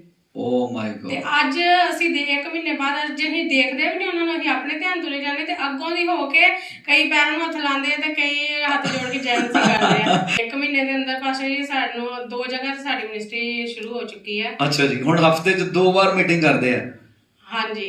ਹਫ਼ਤੇ 'ਚ 2 ਵਾਰ ਮੀਟਿੰਗ ਕਰਦੇ ਆ, ਪਲੱਸ ਅਸੀਂ ਯਾਰ ਕੀ 3 ਵਾਰੀ ਕੀਤੀ ਹੈ। ਓ ਮਾਈ ਗॉड। ਸਾਡੇ ਕੋਲ ਇਸ ਟਾਈਮ ਇੱਕ ਜਿਹੜੇ ਪਰਿਵਾਰ ਆ ਇੱਕ ਜਗ੍ਹਾ ਤੇ ਸੇਵਾ ਕਰ ਰਹੇ ਰਟੋਲਾ ਪਿੰਡ ਦੇ ਵਿੱਚ। ਸਾਡੇ ਕੋਲ 15 ਤੋਂ 20 ਲੋਕ ਉੱਥੇ ਹੈਗੇ ਨੇ। 15 ਤੋਂ 20 ਲੋਕ, ਯਾਨੀ ਕਿ ਮੈਂ ਇੱਕ ਚਿਹਰੇ ਨੂੰ ਵੀ ਦੇਖਣ ਨੂੰ ਤਰਸਦਾ ਸੀ। ਅੱਜ ਮੇਰੇ ਕੋਲ 1 ਮਹੀਨੇ ਦੀ ਸੇਵਕਾਈ ਦੇ ਵਿੱਚ ਇਹਨਾਂ ਕੋਲ ਮਿਲਣ ਤੋਂ ਬਾਅਦ 15 ਤੋਂ 20 ਲੋਕ ਇੱਕ ਜਗ੍ਹਾ ਤੇ ਨੇ। ਔਰ ਦੂਸਰੀ ਜਗ੍ਹਾ ਤੇ ਅਸੀਂ ਬੰਦਗੀ ਕਰਕੇ ਆਏ ਆ, ਉੱਥੇ ਇਸ ਟਾਈਮ 15 ਲੋਕ ਬੈਠੇ ਸੀ ਜਿਹੜੀ ਪਰਸੋਂ ਅਸੀਂ ਬੰਦਗੀ ਕਰਕੇ ਆਏ, ਲੇਕਿਨ ਉਹ ਕਹਿ ਰਹੇ ਕਿ ਸਾਡੇ ਕੋਲ ਅਸੀਂ 50 ਤੋਂ 60 ਲੋਕ ਆ, ਲੇਕਿਨ ਸ਼ਰਮਾ ਚੁੱਕਣ ਗਏ। ਜੇ ਆਪਾਂ ਮੋਟਾ ਜਿਹਾ ਕੈਲਕੂਲੇਸ਼ਨ ਕਰੀਏ 7 ਸਾਲ ਦੀ ਸੇਵਕਾਈ 'ਚ ਇੱਕ ਵੀ ਬੰਦਾ ਨਹੀਂ ਹੁਣ ਸੀਗਾ, ਪਰ 3 ਦਿਨ ਆਲੇ ਹੋਈ ਹੈ ਅਭਿਸ਼ੇਕ ਗ੍ਰਹਿਣ ਕਰਨ ਤੋਂ ਬਾਅਦ। ਅੱਜ 30 ਤੋਂ 40 ਲੋਕ ਤੁਹਾਡੇ ਕੋਲ ਹੈਗੇ ਆ। ਹਾਂਜੀ 30 ਦਿਨ ਦੇ ਅੰਦਰ ਅੰਦਰ ਹੀ ਪ੍ਰਭੂ ਨੇ ਇਸ ਮਹਾ ਅਭਿਸ਼ੇਕ ਦੇ ਦੁਆਰਾ ਤੁਹਾਡਾ ਓਨਰ ਵੀ ਵਧਿਆ, ਔਰ ਆਫਰਿੰਗ ਵੀ ਵਧੀ, ਲੋਕ ਵੀ ਵਧੇ, ਔਰ ਜਿਹੜੇ ਵੱਡੇ ਵੱਡੇ ਚਿੰਨ ਚਮਤਕਾਰ ਹੈ। ਦੇਖੋ ਇੱਕ ਲੜਕੀ ਹੈ ਉਹਨਾਂ ਦੀ ਜਿਨ੍ਹਾਂ ਦੇ ਘਰ ਅਸੀਂ ਬੰਦਗੀ ਕਰਦੇ, ਉਹ ਬੈਂਗਲੌਰ ਦੇ ਵਿੱਚ ਜੌਬ ਕਰਦੀ ਹੈ। ਔਰ ਪਹਿਲਾਂ ਸਾਨੂੰ ਕਦੀ ਕਿਸੇ ਨੇ ਐਡਾ ਗਿਫਟ ਨਹੀਂ ਦਿੱਤਾ। ਅੱਛਾ, ਸਾਡੀ ਪੂਰੀ ਸੇਵਕਾਈ ਦੇ ਵਿੱਚ ਜਦੋਂ ਤੋਂ ਸ਼ੁਰੂ ਹੋਇਆ ਅੱਜ ਤੱਕ ਕਦੀ ਕੋਈ ਇਸ ਤਰ੍ਹਾਂ ਦਾ ਗਿਫਟ ਨਹੀਂ ਕਿਸੇ ਨੇ ਦਿੱਤਾ। ਸਾਨੂੰ ਕਦੀ ਕਿਸੇ ਨੇ ਕੋਈ ਗਿਫਟ ਨਹੀਂ ਦਿੱਤਾ, ਚਾਹੇ ਉਹ 200 ਰੁਪਏ ਦਾ ਕਿਉਂ ਨਾ ਹੋਵੇ। ਲੇਕਿਨ ਇਹ ਗਿਫਟ ਜਿਹੜਾ ਸਾਨੂੰ, ਉਹ ਮੇਰੇ ਹਿਸਾਬ ਨਾਲ ਕੋਈ 33-34 ਹਜ਼ਾਰ ਰੁਪਏ ਦਾ ਮੋਬਾਈਲ ਹੈ, ਜਿਹੜਾ ਉਹਨੇ ਕਿਹਾ ਕਿ ਤੁਸੀਂ ਲੈ ਲਓ ਤੇ ਮੈਂ ਪੈਸੇ ਦੇ ਦੇਵਾਂਗੀ। ਜਿਹੜਾ ਚਿੰਨ ਗਿਆ ਸੀ, ਪਾਸਟਰ ਫੈਰਜ਼ ਜੀ ਨੇ ਕਿਹਾ ਸੀ ਤੁਹਾਨੂੰ ਇੱਕ ਚਿੰਨ ਨਜ਼ਰ ਆਏਗਾ। ਜਦੋਂ ਅਸੀਂ 3 ਦਿਨ ਦੀ ਨਾਈਟ ਪ੍ਰੇਅਰ ਕਰ ਰਹੇ ਸੀ, ਔਰ ਮੈਂ ਇੱਕ ਨਾਈਟ ਦੇ ਮੈਂ ਬਹੁਤ ਰੋਇਆ ਖੁਦਾ ਦੇ ਅੱਗੇ। ਮੈਂ ਕਿਹਾ ਖੁਦਾ ਅਗਰ ਮੈਂ ਤੇਰਾ ਦਾਸ ਹਾਂ, ਮੈਂ ਸੁਣਿਆ ਬਾਈਬਲ ਦੇ ਵਿੱਚ ਕਿ ਤੇਰੇ ਸਵਰਗਦੂਤ ਅਬਰਾਹਮ ਦੇ ਘਰ ਗਏ, ਤੇਰੇ ਸਵਰਗਦੂਤ ਉੱਥੇ ਗਏ, ਤੇਰੇ ਸਵਰਗਦੂਤ ਉੱਥੇ ਗਏ, ਤੇਰੇ ਦਾਸ ਦੇ ਕੋਲ ਵੀ ਸਵਰਗਦੂਤ ਆਉਂਦੇ ਆ। ਤੇ ਮੈਂ ਕਿਹਾ ਮੈਂ ਤੇਰੇ ਸਵਰਗਦੂਤ ਨੂੰ ਕਿਉਂ ਨਹੀਂ ਦੇਖ ਸਕਦਾ? ਮੈਂ ਇਹੋ ਜਿਹਾ ਕੀ ਪਾਪ ਕੀਤਾ? ਅੱਛਾ, ਮੈਂ ਵੀ ਤੇਰੇ ਸਵਰਗਦੂਤ ਨੂੰ ਹੁਣ ਦੇਖਣਾ। ਤੂੰ ਮੇਰਾ ਮਹਾ ਅਭਿਸ਼ੇਕ ਕਰ ਦਿੱਤਾ ਹੈ ਖੁਦਾ, ਤੂੰ ਮੇਰਾ। ਹਾਂਜੀ, ਹੁਣ ਮੈਂ ਤੇਰੇ ਅਭਿਸ਼ੇਕ ਨੂੰ ਦੇਖ ਸਕਦਾ ਵਾਂ। ਤੇ ਮੈਂ ਬਹੁਤ ਰੋਇਆ, ਬਹੁਤ ਜ਼ਿਆਦਾ ਰੋਇਆ। ਔਰ ਮੈਂ ਲਗਾਤਾਰ 1 ਤੋਂ 1.5 ਘੰਟਾ ਰੋ ਕੇ ਦੁਆ ਕਰਨ ਤੋਂ ਬਾਅਦ ਮੈਂ ਥੱਕ ਗਿਆ। ਮੈਂ ਕਿਹਾ ਮੈਨੂੰ ਲੱਗਦਾ ਪਰਮੇਸ਼ਰ ਨੇ ਸਵਰਗਦੂਤ ਨਹੀਂ ਭੇਜਣਾ ਹੈਗਾ। ਅੱਛਾ, ਤੇ ਮੈਂ ਇਸ ਤਰ੍ਹਾਂ ਕਹਿ ਰਿਹਾ ਸੀ ਕਿ ਹੁਣੇ ਭੇਜ ਖੁਦਾ, ਮੈਂ ਵੇਖਣਾ ਚਾਹੁੰਦਾ ਵਾਂ। ਮੈਂ ਬੜੇ ਮਤਲਬ ਕਿ ਰੋਬ ਦੇ ਨਾਲ ਕਹਿ ਰਿਹਾ ਸੀ ਕਿ ਮੈਨੂੰ ਹੁਣੇ ਸਵਰਗਦੂਤ ਚਾਹੀਦਾ, ਇੱਥੇ ਨਜ਼ਰ ਆਉਣਾ ਚਾਹੀਦਾ। ਅੱਛਾ ਜੀ। ਤੇ ਮੈਂ 1.5 ਘੰਟੇ ਬਾਅਦ ਥੱਕ ਗਿਆ। ਮੈਂ ਕਿਹਾ ਲੱਗਦਾ ਨਹੀਂ ਆਣਾਗਾ। ਫਿਰ ਅਸੀਂ ਨਾਰਮਲ ਪ੍ਰਾਰਥਨਾ ਕਰਨ ਲੱਗ ਗਏ ਅੰਨੇ ਭਾਸ਼ਾ 'ਚ, ਔਰ ਪ੍ਰਾਰਥਨਾ ਕਰਦੇ ਕਰਦੇ ਸਾਡੀਆਂ 2 ਆਵਾਜ਼ਾਂ ਦੀ ਜਗ੍ਹਾ ਤੇ 3 ਆਵਾਜ਼ਾਂ ਹੋ ਗਈਆਂ। ਓ ਹਾਲੇਲੂਇਆ। ਔਰ ਮੈਂ ਸੁਣਨ ਵਾਲੇ ਸੋਚਦੇ ਹੋਣਗੇ ਸ਼ਾਇਦ ਇਹ ਪਤਾ ਨਹੀਂ ਇਸ ਤਰ੍ਹਾਂ ਹੀ ਬੋਲਦਾ ਪਿਆ। ਮੈਂ ਖੁਦਾ ਦਾ ਦਾਸ, ਮੈਂ ਅੱਜ ਤੱਕ ਕਦੀ ਕੋਈ ਗਲਤ ਗਵਾਹੀ ਨਹੀਂ ਦਿੱਤੀ, ਨਾ ਮੈਂ ਕਦੀ ਕੋਈ ਗਲਤ ਗੱਲ ਕੀਤੀ ਹੈ। ਜਦੋਂ ਮੈਂ 3 ਆਵਾਜ਼ਾਂ ਸੁਣੀਆਂ, ਮੈਂ ਬੜਾ ਹੈਰਾਨ ਹੋਇਆ। ਇੱਕਦਮ ਮੇਰੇ ਲੂਣ ਕੰਡੇ ਖੜੇ ਹੋ ਗਏ। ਮੈਂ ਕਿਹਾ ਤੀਸਰਾ ਕੌਣ ਆ ਗਿਆ ਸਾਡੇ ਵਿੱਚ? ਇਹ ਤੀਸਰੀ ਆਵਾਜ਼ ਕਿੱਥੋਂ ਆਉਣ ਲੱਗ ਗਈ? ਮੈਂ ਚੁੱਪ ਕਰ ਗਿਆ। ਮੈਂ ਕਿਹਾ ਦੇਖਦਾ ਮੇਰੇ ਚੁੱਪ ਕਰਨ ਦੇ ਨਾਲ ਉਹਦੀ ਆਵਾਜ਼ ਬੰਦ ਹੁੰਦੀ ਕਿ ਨਹੀਂ। ਮੈਂ ਚੁੱਪ ਕਰ ਗਿਆ ਤੇ 2 ਆਵਾਜ਼ਾਂ ਚੱਲਦੀਆਂ ਰਹੀਆਂ। ਹਾਲੇਲੂਇਆ। ਉਹ ਵੀ ਅੰਨੇ ਭਾਸ਼ਾ 'ਚ ਹੀ ਬੋਲ ਰਹੇ ਸੀ, ਤੀਸਰੀ ਆਵਾਜ਼ ਵੀ ਅੰਨੇ ਭਾਸ਼ਾ 'ਚ ਹੀ। ਔਰ ਚੱਲੀ ਗਈ। ਮੈਂ ਕਿਹਾ ਮੈਂ ਆਪਣੀ ਵਾਈਫ ਨੂੰ ਚੁੱਪ ਨਹੀਂ ਕਰਾਉਣਾ, ਕਿਤੇ ਉਹਨਾਂ ਉਹ ਆਵਾਜ਼ ਬੰਦ ਹੋ ਜੇ। ਤੇ ਮੈਂ ਚੁੱਪ ਕਰਕੇ ਕੰਨ ਲਾ ਕੇ ਉਹਦੀ ਆਵਾਜ਼ ਨੂੰ ਸੁਣੀ ਗਿਆ। ਅੱਧਾ ਪੌਣਾ ਘੰਟਾ ਉਹਦੀ ਆਵਾਜ਼ ਨੂੰ ਸੁਣੀ ਗਿਆ। ਮੈਂ ਆਵਾਜ਼ ਚੱਲਦੀ ਗਈ। ਇਹ ਪਹਿਲੀ ਵਾਰ ਲਾਈਫ 'ਚ ਮੇਰੇ ਨਾਲ, ਪਹਿਲੀ ਵਾਰ। ਵਾਓ, ਐਡਾ ਮੇਰੇ ਲਈ ਇਸ ਤੋਂ ਵੱਡੀ ਬਰਕਤ ਵਾਲੀ ਗੱਲ ਹੋਰ ਕੋਈ ਨਹੀਂ ਹੋ ਸਕਦੀ ਕਿ ਸਵਰਗਦੂਤ ਸਾਡੇ ਨਾਲ ਆਣ ਕੇ ਬੈਠਾ, ਜਿਹੜੇ ਬਿਲਕੁਲ ਫੇਲ ਹੋਏ ਇਨਸਾਨ ਨੇ। ਔਰ ਇਹ ਉਦੋਂ ਆਣ ਕੇ ਸਵਰਗਦੂਤ ਬੈਠਾ ਜਦੋਂ ਮਹਾਅਭਿਸ਼ੇਕ ਮੇਰੇ ਉੱਤੇ ਆਇਆ। ਹਾਲੇਲੂਇਆ। ਮੈਂ ਪਹਿਲਾਂ ਵੀ ਬੜਾ ਰੋਇਆ, ਬੜੀਆਂ ਟੱਕਰਾਂ ਮਾਰੀਆਂ, ਪਹਿਲਾਂ ਨਹੀਂ ਗੱਲ ਬਣੀ। ਜਦੋਂ ਮਹਾਅਭਿਸ਼ੇਕ ਆਇਆ, ਗੱਲ ਉਦੋਂ ਬਣੀ। ਸਹੀ ਖੁਦਾ ਤੇ ਮੈਨੂੰ ਮਿਲ ਗਿਆ, ਕਿਉਂਕਿ ਮੈਂ ਬਹੁਤ ਖੁਦਾਵਾਂ ਨੂੰ ਮੰਨਿਆ ਸੀ। ਤੇ ਇੱਕ ਜਦੋਂ ਸਹੀ ਖੁਦਾ ਮਿਲਿਆ ਤੇ ਮੈਨੂੰ ਸਹੀ ਲੈਣ ਦਾ ਪਤਾ ਲੱਗ ਗਿਆ। ਹੁਣ ਇੱਕ ਸਹੀ ਮੈਨੂੰ ਮੁਰਸ਼ਿਦ ਮਿਲ ਗਿਆ, ਵਾਲਾ ਮੇਰਾ ਸਹੀ ਆਤਮਿਕ ਪਿਤਾ ਮਿਲ ਗਿਆ। ਹੁਣ ਮੈਂ ਕਦੀ ਪਿੱਛੇ ਨਹੀਂ ਜਾ ਸਕਦਾ। ਮੈਂ ਪਰਮੇਸ਼ਰ ਦਾ ਬਹੁਤ ਧੰਨਵਾਦ ਕਰਦਾ, ਅਤੇ ਪਰਮੇਸ਼ਰ ਦੇ ਦਾਸ ਪਾਸਟਰ ਫੈਰਜ਼ ਮਸੀਹ ਦਾ ਵੀ ਬਹੁਤ ਧੰਨਵਾਦ ਕਰਦਾ, ਜਿਹੜੇ ਮੈਂ ਕਈਆਂ ਨੂੰ ਸੋਚਿਆ ਕਿ ਇਹਨੂੰ ਆਪਣਾ ਆਤਮਿਕ ਪਿਤਾ ਬਣਾ ਲਾਂਗਾ। ਮੈਂ ਦੇਖ ਰਿਹਾ ਕਿ ਇੱਥੇ ਯੀਸ਼ੂ ਮਸੀਹ ਦਾ ਉਹ ਵਚਨ ਪੂਰਾ ਹੋ ਰਿਹਾ ਹੈ। ਯੀਸ਼ੂ ਮਸੀਹ ਨੇ ਕਿਹਾ, ਮੈਂ ਨਵੇਂ ਨਰੋਇਆਂ ਦੇ ਲਈ ਨਹੀਂ ਆਇਆ, ਮੈਂ ਕੰਗਾਲਾਂ ਲਈ, ਅਨਾਥਾਂ ਦੇ ਲਈ ਅਤੇ ਮੈਂ ਬੰਧੂਆਂ ਦੇ ਲਈ ਆਇਆ ਹਾਂ।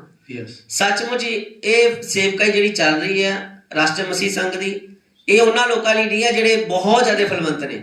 ਇਹ ਉਹਨਾਂ ਲਈ ਸੇਵਕਾਈ ਹੈ ਜਿਹੜੇ ਬਿਲਕੁਲ ਉਜੜ ਚੁੱਕੇ ਹੋਏ ਨੇ। ਅਗਰ ਕੋਈ ਵੀ ਆਪਣੇ ਆਪ ਨੂੰ ਸਮਝਦਾ ਹੈ ਕਿ ਮੈਂ ਬਿਲਕੁਲ ਖਤਮ ਹੋ ਚੁੱਕਿਆ ਵਾਂ, ਮੇਰੇ ਕੋਲ ਸੇਵਕਾਈ ਨਹੀਂ ਹੈ, ਮੇਰੇ ਕੋਲ ਪੈਸਾ ਨਹੀਂ ਹੈ। ਪੈਸਾ ਵੀ ਜ਼ਰੂਰੀ ਹੈ। ਅਸੀਂ ਇਹ ਨਹੀਂ ਕਿ ਅਸੀਂ ਪੈਸੇ ਵਾਸਤੇ ਨਹੀਂ ਆਏ, ਸਾਨੂੰ ਜ਼ਰੂਰਤ ਹੈ ਸੇਵਕਾਈ 'ਚ ਪੈਸੇ ਦੀ। ਅਸੀਂ ਕਿਰਾਏ ਤੇ ਰਹਿ ਕੇ ਜਾਂ ਆਪਾਂ ਲੋਕਾਂ ਦੇ ਘਰਾਂ 'ਚ ਸੇਵਕਾਈ ਕਰਨਾ ਨਹੀਂ ਚਾਹੁੰਦੇ।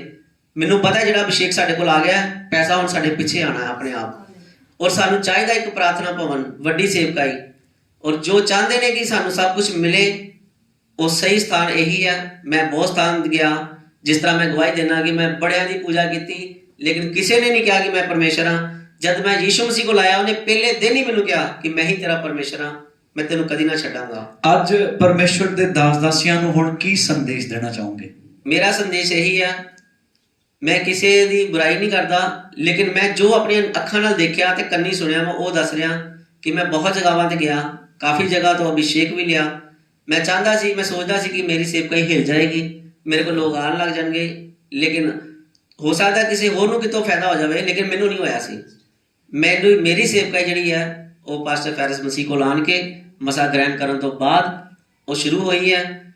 ਮੈਂ ਹੁਣ ਖੁਸ਼ ਹਾਂ, ਹੁਣ ਮੈਂ ਮਰਨਾ ਨਹੀਂ ਚਾਹੁੰਦਾ, ਹੁਣ ਮੈਂ ਜੀਣਾ ਚਾਹੁੰਦਾ ਤੇ ਮੈਂ ਖੁਦਾ ਦੀ ਸੇਵਾ ਕਰਨਾ ਚਾਹੁੰਦਾ ਅਤੇ ਮੇਰਾ ਪਰਿਵਾਰ ਖੁਦਾ ਦੀ ਸੇਵਕਾਈ ਦੇ ਵਿੱਚ ਮੇਰੇ ਨਾਲ ਹੈ। ਮੇਰਾ ਸੰਦੇਸ਼ ਇਹੀ ਹੈ ਕਿ ਤੁਸੀਂ ਸਾਰੇ ਸੇਵਕ ਬਿਨਾਂ ਕਿਸੇ ਗੱਲ ਤੋਂ, ਬਿਨਾਂ ਕਿਸੇ ਪਰੇਸ਼ਾਨੀ ਤੋਂ ਅਤੇ ਇਹ ਨਾ ਸੋਚਦੇ ਹੋਏ ਕਿ ਮੈਂ ਉੱਥੇ ਜਾਵਾਂਗਾ, ਪਤਾ ਨਹੀਂ ਮੇਰੀ ਬੇਇੱਜ਼ਤੀ ਹੈ ਜਾਂ ਕੁਝ ਵੀ ਹੈ, ਮੈਂ ਕਿਉਂ ਜਾਵਾਂ।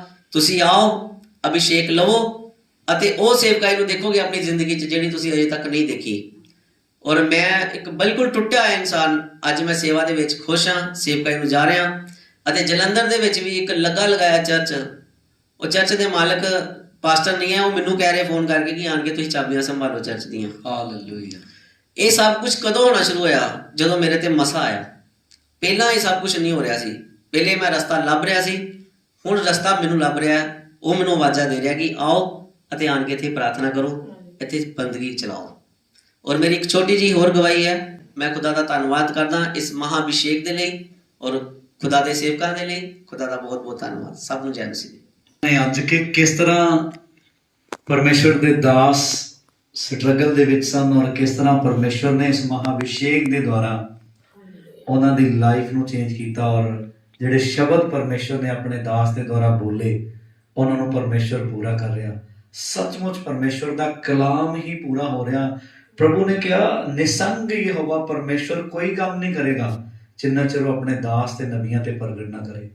ਪਰਮੇਸ਼ਵਰ ਨੇ ਆਪਣੇ ਦਾਸ ਨੂੰ ਮਹਾਅਭਿਸ਼ੇਕ ਇਸੇ ਕਰਕੇ ਦਿੱਤਾ ਕਿਉਂਕਿ ਬਹੁਤ ਸਾਰੇ ਲੋਕ ਪਰਮੇਸ਼ਵਰ ਦੇ ਦਾਸ ਦਾਸੀਆਂ ਸਟਰਗਲ ਕਰ ਕਰਕੇ ਥੱਕ ਚੁੱਕੇ ਸਨ, ਹਾਰ ਚੁੱਕੇ ਸਨ, ਨਿਰਾਸ਼ ਹੋ ਚੁੱਕੇ ਸਨ। ਅਸੀਂ ਸੁਣਿਆ ਪ੍ਰਭੂ ਦੇ ਦਾਸ ਕੋਲੋਂ ਕਿ ਉਹ ਐਂਡ ਇਹੀ ਸੀਗਾ ਕਿ ਹੁਣ ਸੁਸਾਈਡ ਕਰ ਲੈਣਾ, ਪਰ ਪਰਮੇਸ਼ਵਰ ਨੇ ਆਪਣੇ ਦਾਸ ਨੂੰ ਉਹ ਮਹਾਅਭਿਸ਼ੇਕ ਦਿੱਤਾ ਕਿ ਹੁਣ ਕਿਸੇ ਨੂੰ ਨਿਰਾਸ਼ ਹੋਣ ਦੀ ਲੋੜ ਨਹੀਂ, ਸੁਸਾਈਡ ਕਰਨ ਦੀ ਲੋੜ ਨਹੀਂ, ਬਸ ਲੋੜ ਹੈ ਅਭਿਸ਼ੇਕ ਗ੍ਰਹਿਣ ਕਰਨ ਦੀ। ਦੇਰ ਨਾ ਲਾਓ, ਅਭਿਸ਼ੇਕ ਗ੍ਰਹਿਣ ਕਰੋ ਔਰ ਆਪਣੀ ਜ਼ਿੰਦਗੀ ਦੇ ਵਿੱਚ ਆਸ਼ੀਸ਼ਾਂ ਪਾਓ। ਸਭ ਨੂੰ ਜੈ ਮਸੀਹ।